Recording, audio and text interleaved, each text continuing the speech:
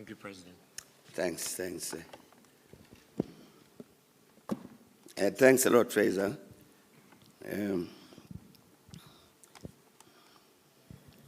I think Ronnie mentioned that Essop's autobiography has got a very appropriate title. And he's right. The title of that autobiography is Committed for Life. It's committed to the struggle for life, the struggle for the total liberation of our people.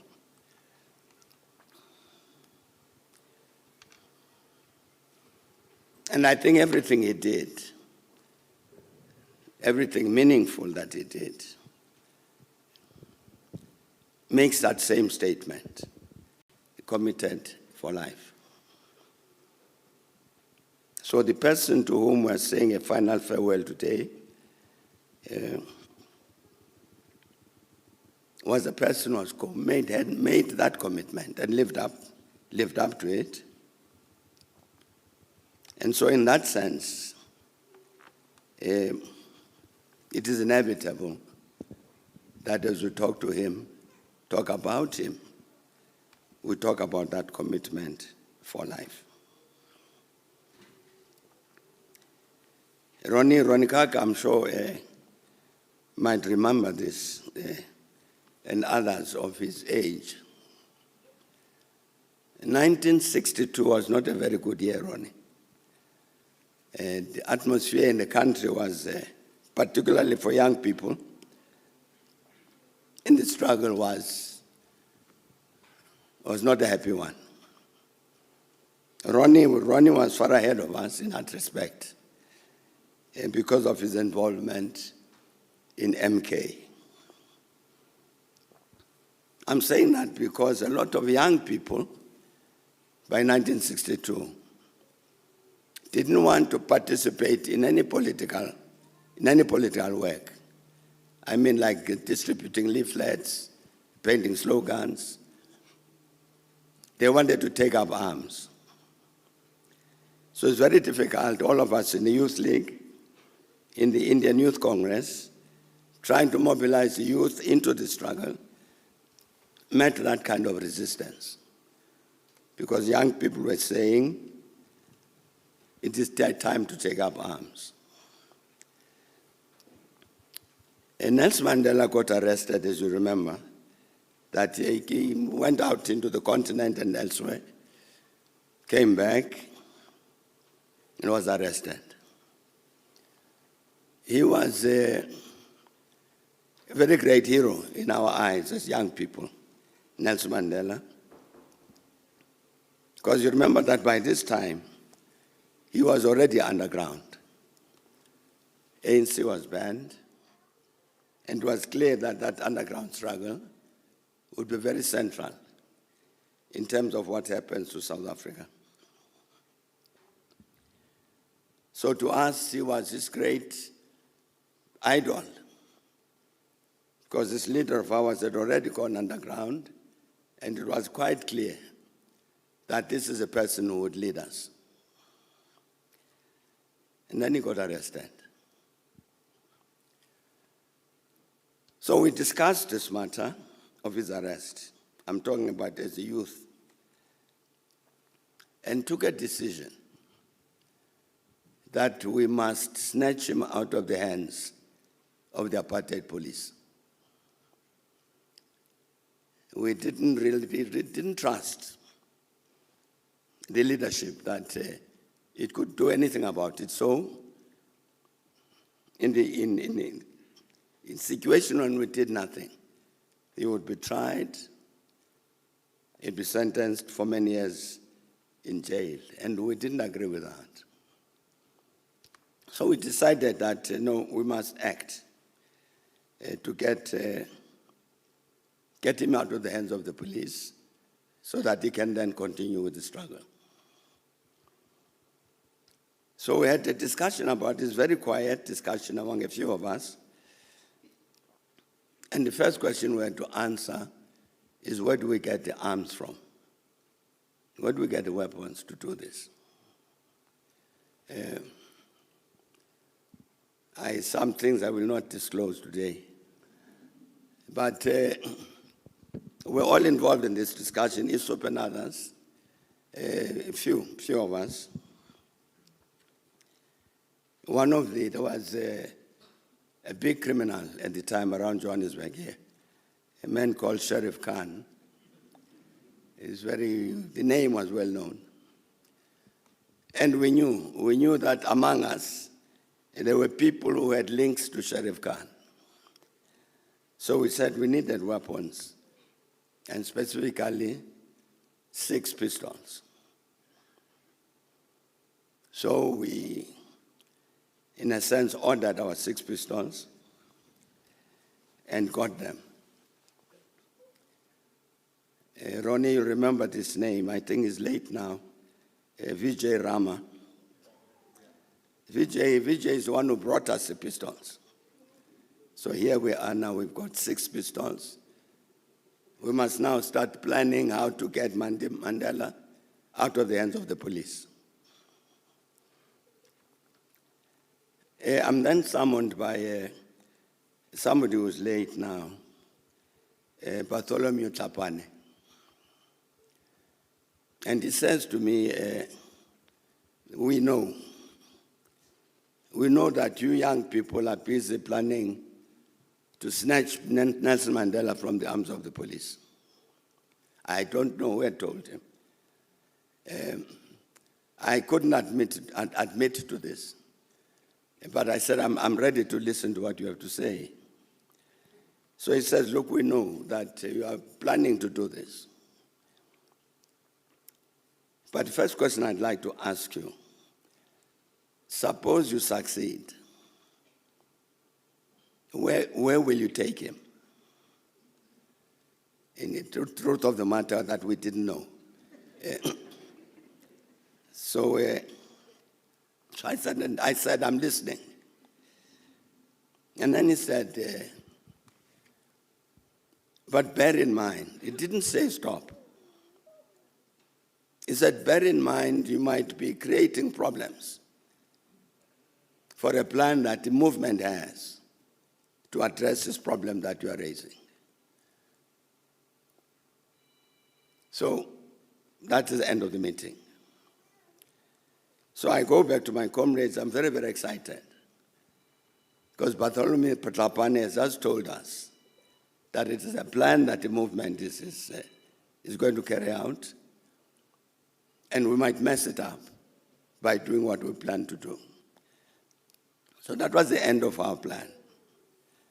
And Vijay took back the 6 pistols. You can imagine our disappointment when the leadership did nothing. And he was sentenced to 5 years and so on. But one of the interesting things about that story is that Bartholomew Tlhapane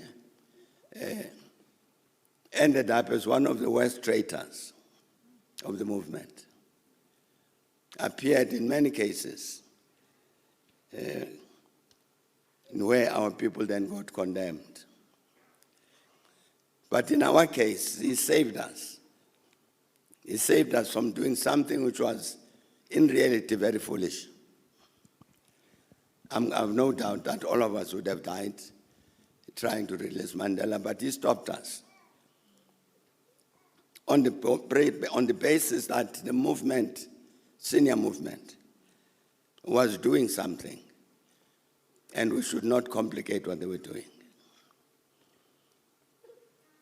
But I'm saying, colleagues, that was one of the early things I got to know about Essop. That commitment for life meant that readiness, even then, in 1962, to do something which we as young people thought was important. It was reckless, but I think it was an indication of the commitment that somebody like Essop would have, that would go to the extent of acquiring weapons illegally in order to discharge our responsibilities as cadres of the movement.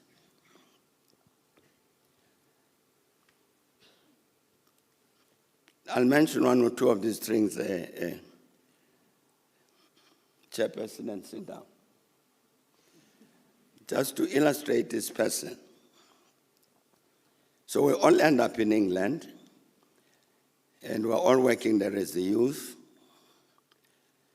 And so we then decide we really need to have a youth organization. A lot of ANC young people around England, United Kingdom. So we must form an ANC youth and student section. This might look today very simple.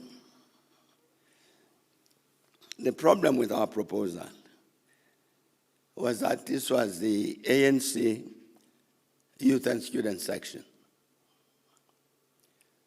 which was all of us, youth, Essop, myself, everybody else. And so we told the headquarters, Dar es Salaam at the time, that we're going to form this ANC youth and student section. And it was an objection from Dar es Salaam, which was that the ANC had not decided that it would have a non-racial membership. So we could not call ourselves ANC Youth and Student Section, whatever else. So we decided, we discussed this, and decided, no, we must defy it. We must defy it. We are a youth and student section of the ANC, white, black, everybody. And in the end, the matter had to be endorsed by the NEC of the ANC. Essop was leading this rebellion, because we're rebelling against an instruction from headquarters to say you can't form an ANC youth and student section composed like that. We won that battle. I'm saying Essop was very important in insisting that we can't abandon what is correct, that we as the ANC youth must constitute this section. Faisal, the summer of 1966 in England, in the United Kingdom, was very warm. It was a very exciting summer. Some of us nearly failed our university work because we were stuck on television. You know, the summer of '66 was the Soccer World Cup was played in England. So instead of doing our dissertations, we're busy watching television. The Wimbledon of that year was also very exciting. But also very exciting was the West Indies cricket team. You are quite right about this cricket team. Louis Duploy also mentioned it. We were all at the University of Sussex, so we lived in Brighton. The West Indian team came to play Sussex, the Sussex cricket side. So Essop indeed raises this question that, look, we've got the West Indies cricket club here in Sussex, and in Sussex County. Why don't we invite them to dinner? Now, if people who know cricket would remember that this was an outstanding team, that one, led by Gary Sobers. Now, it was very daring of Essop to say, but let's invite them to dinner. He stayed he shared a house with another one of our colleagues, Kenny Parker. And so the two of them agreed that if we agree, they will do the cooking for the cricket team. We are about 6 or 8 South African students at the university at the time. So we agreed. And strangely, they actually agreed to come to the dinner. It's very, very excited, therefore, to be hosting Gary Sobers and these other great cricketers from the West Indies as it's really basically ANC students at Sussex University. The reason, Dr. Andera, that the suggestion was made was this, that the argument was, Essop's argument. Yeah, we have a golden opportunity here to recruit these West Indians with their fabulous names to become a part of the struggle against apartheid. So let's entertain them to dinner. But by the time they leave, they must be saying, down with apartheid. That was the reason. And indeed, by the time they left us that evening, they were saying, down with apartheid. It was Essop's initiative. And I'm saying it was very, very daring because anybody who knows anything about cricket would know that you can't just invite that particular team led by Gary Sobers, but they came. You know, when we came back for our first elections in 1994, there was a party national liaison committee. I think Judge Krechler mentioned that. And we sent Essop there as the ANC representative in terms of that party liaison. And the reason for that is because when we're discussing it, we decided that there's going to be a lot of tension among these parties in the 1994 elections, each wanting to win and become the government. So in terms of this party liaison, we're going to need somebody who's very clear about ANC policies, who's very principled, but who's also very tough, because it might be necessary to be rough at some point because of the tension. So we asked Essop to be our party liaison person, which he served as, and indeed Judge Krechler mentioned the role that Essop played. He had to lead the ANC group there, make sure the ANC positions were defended, but also make sure that the election succeeds, that we're not just taking a partisan position. If it's good for the ANC, therefore it's good for the country, no. We must also defend the goodness of the election process. So perfectly empowered to take decisions, except in those instances where Essop felt that maybe he should refer to headquarters. We had what was called a war room, which was leading the ANC election process. So I remember Essop came once to report to us. What had happened was, as in votes were being counted, the National Party said the ANC had stolen a lot of votes in the Transkei. So we had stuffed the ballot boxes and all that.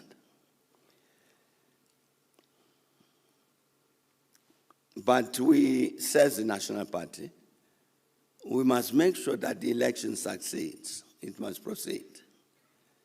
But this problem must be solved. And the way to solve it is the ANC has got so many votes in Northern Transvaal that the ANC must give some of those votes to the National Party to compensate for the votes we've stolen in the Transkei.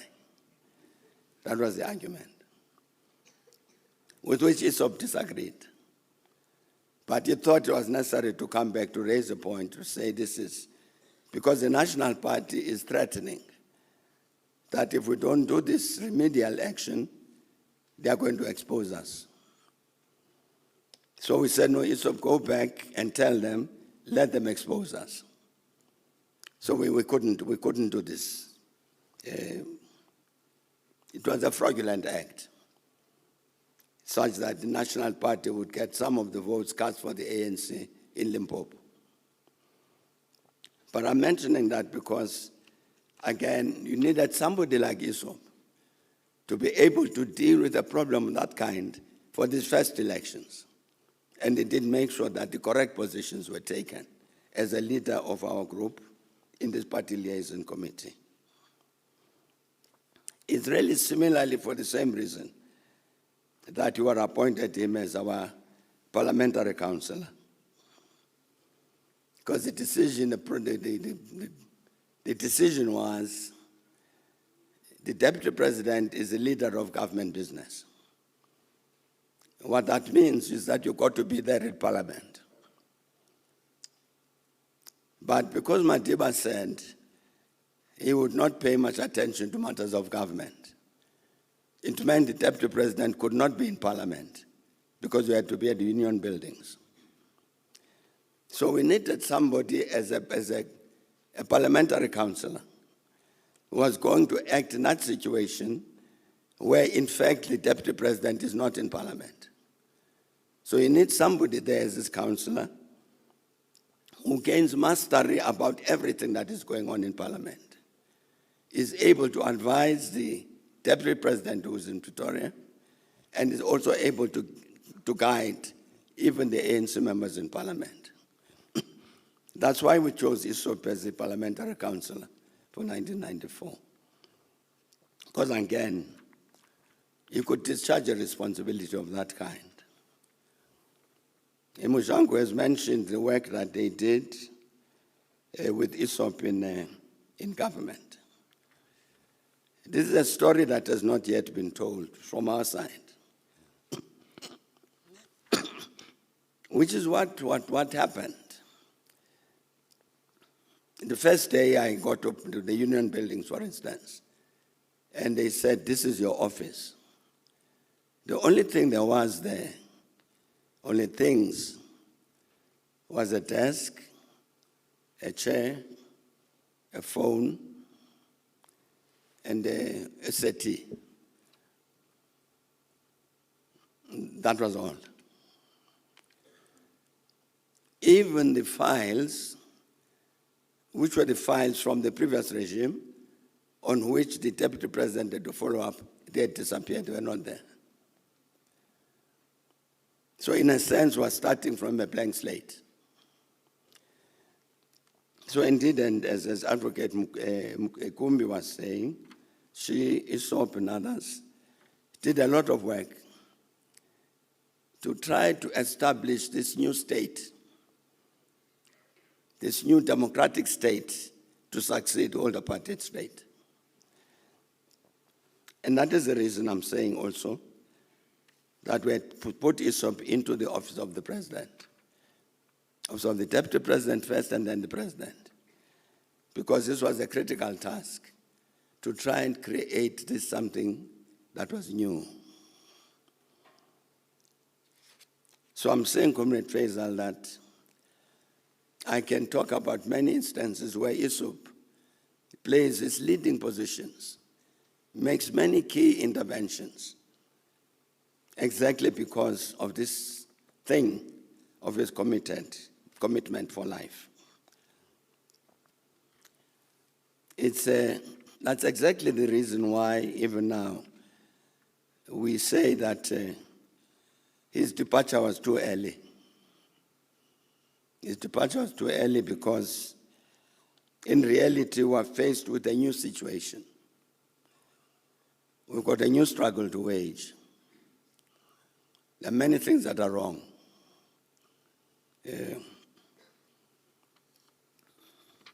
In the politics of the country, in the economy of the country, in security matters, many things that are wrong. There are many things that need to be corrected. Corrected in a situation where clearly we must proceed from the position that there are no holy cows.